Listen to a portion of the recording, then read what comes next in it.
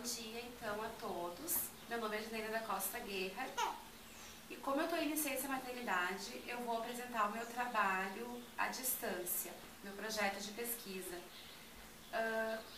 Eu já realizei o anteprojeto ano passado, fiz o projeto e, por coincidência, hoje eu apresento o meu trabalho final do trabalho de conclusão de curso. Então, eu vou apresentar o meu projeto para vocês.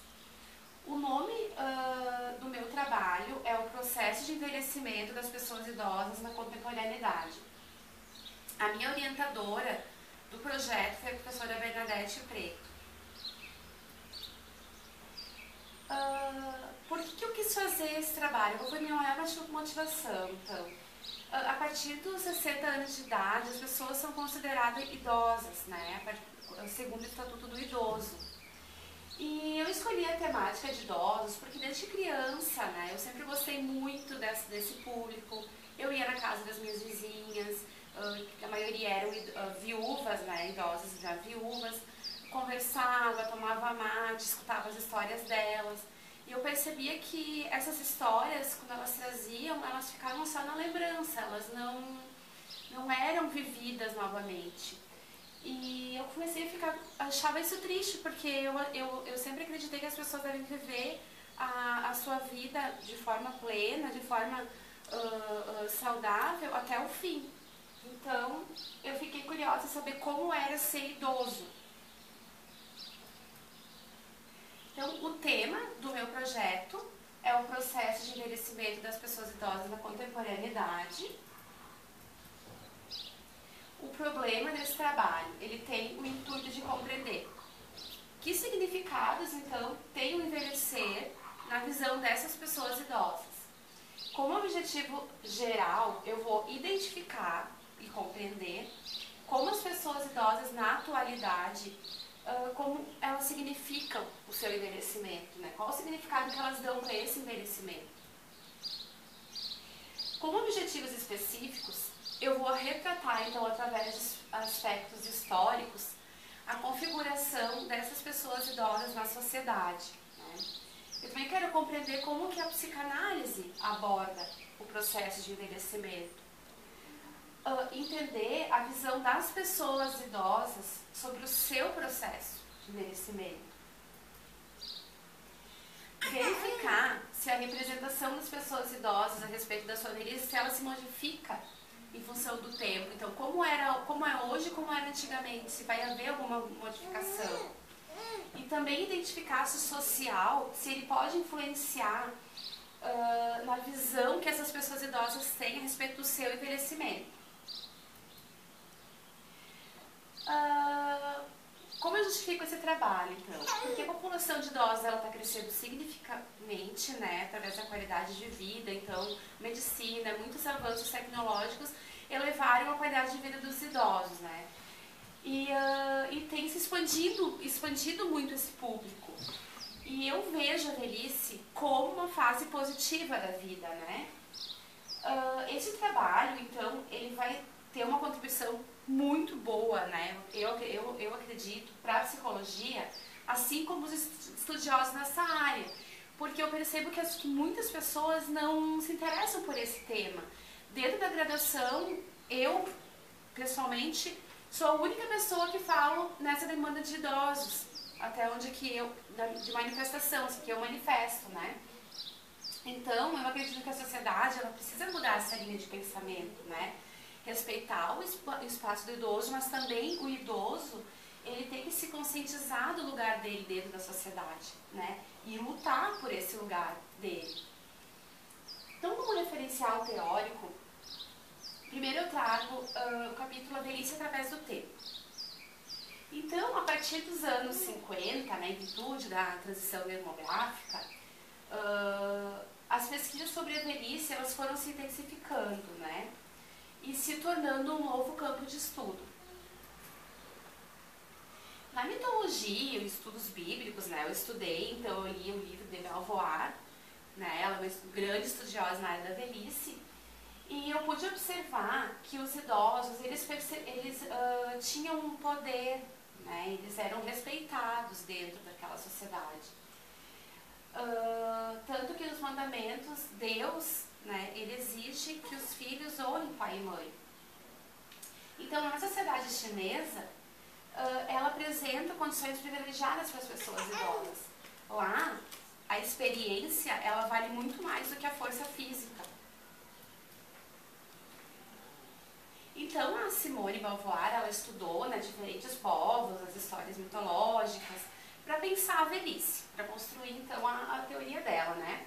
E ela descobriu que em algumas sociedades, os idosos, por eles possuir um lugar de poder, né, eles começaram também a se tornar pessoas maldosas, pervertidas, e isso causou revolta, então, nessa sociedade e destronou os idosos.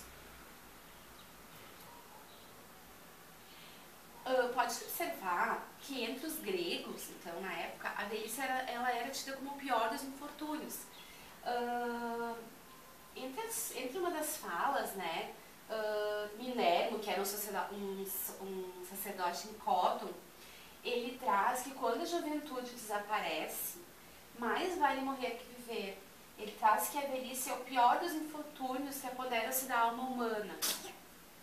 Destrói um lar, miséria, enfim, traz doenças, né? Morte dos filhos. Não há ninguém a quem Zeus não envie infortúnios em abundância. Então, a velhice realmente é uma coisa muito ruim na visão dele, né? No Brasil, desde a década de 80, a velhice ela vem recebendo uma maior atenção por parte dos geriatras, né, gerontólogos, movimentos sociais, das universidades, enfim, né? E no Brasil também, em outubro de 2003, foi criado o Estatuto do Idoso, com o intuito de amparar esses idosos, porque muitos idosos não precisaram dessa lei para que os direitos deles fossem supridos, né? O atendimento aos idosos, ele já se coloca entre um dos principais problemas, né, de saúde pública. E também não apenas nos países desenvolvidos, mas também em desenvolvimento.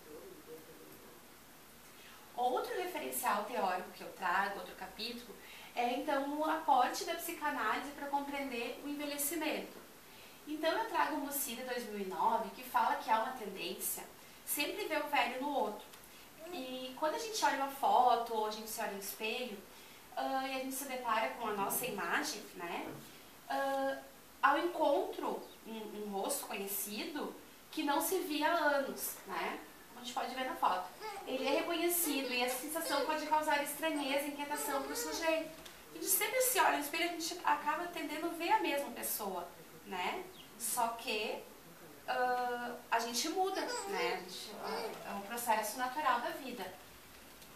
Guimarães Rosa, ele relata que uma vez ele foi num lavatório de um banheiro público e ele estava lá, enfim, e daqui a pouco ele olhou no espelho e ele viu o rosto dele de perfil.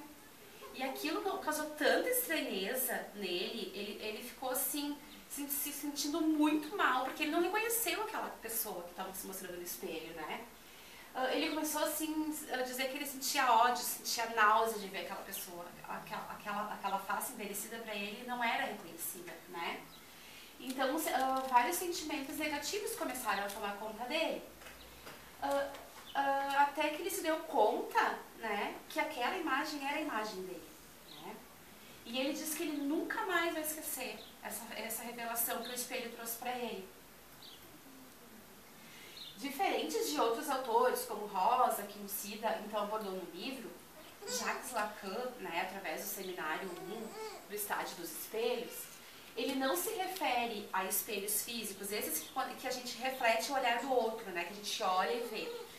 Ele fala do espelho refletido pelo olhar do outro. Então, para Lacan, o sujeito ele se constitui por esse olhar, é como que o outro me olha, como que o outro me vê. Outro referencial que eu trago é ser idoso na sociedade atual, então seria o último capítulo do meu projeto. Conforme Zimmermann, ser idoso na sociedade atual não é uma tarefa fácil, porque há uma grande expectativa quando você é criança ou jovem em desejar ser adulto, mas não se pensa na velhice, não se pensa em ser velho, né?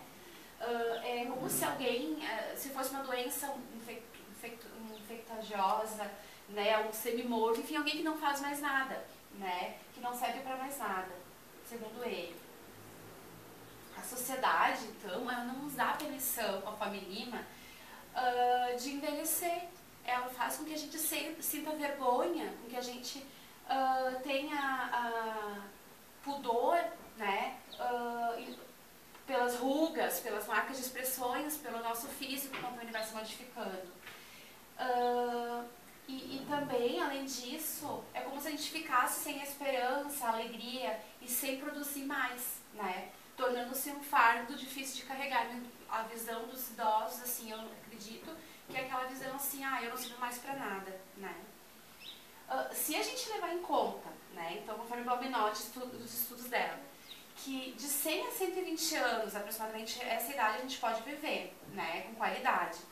A gente pode pensar que uma pessoa que está na faixa dos 60, 70 anos, conforme hoje o Estatuto do Idoso denomina, ela ainda possui muito o que viver. Então ela tem praticamente metade da vida dela ainda para viver. E o que ela vai fazer nesse tempo restante? Né? O social precisa se preparar para isso, para essa nova realidade.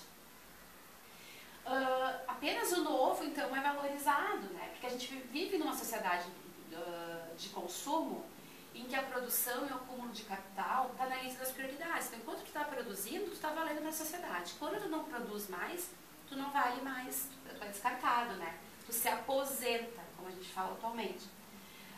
Porque tu não produz mais capital para essa máquina capitalista. Então, como que eu vou realizar essa pesquisa, tá? Essa pesquisa é um estudo de caso, com abordagem qualitativa. Eu vou realizar entrevistas individuais semi-estruturadas, com perguntas abertas e fechadas. Elas serão transcritas, elas são gravadas, depois vão ser transcritas. E eu calculei mais ou menos uma média de 30 a 45 minutos cada entrevista, tá? Eu vou convidar um número máximo de 8 pessoas, entre 60 e 80 anos de idade, tá? De ambos os gêneros, que vivem aqui na região do Vale do Taquari. Eu vou me comprometer então a realizar as entrevistas na residência dos participantes, após ser passado pelo Conselho de Ética, então, de pesquisa aqui do Centro Universitário Univates. Eu vou apresentar o termo de consentimento livre esclarecido para eles, então, e com a aprovação deles, né, eu vou realizar a pesquisa. Nessa pesquisa, para garantir o sigilo, também os nomes eles vão ser fictícios, né? Para preservar, enfim, por causa da ética. E por se tratar uma pesquisa, enfim, acabei falando, né, já, perdão. Análise dos dados, como vai ser? Para analisar e tratar esses dados que eu vou coletar com a minha pesquisa, eu vou usar Bardan, né, 2011, que ela fala da análise de conteúdo. E que tem como objetivo fazer pensar sobre o conteúdo que se produziu nessas falas, né? Com perguntas disparadoras. E eu vou interpretar, então, a essência dessas falas, né? O que elas falam para mim, o que me trazem. Então, aqui estão minhas referências bibliográficas. E muito obrigada pela atenção de vocês. Tenham um bom dia.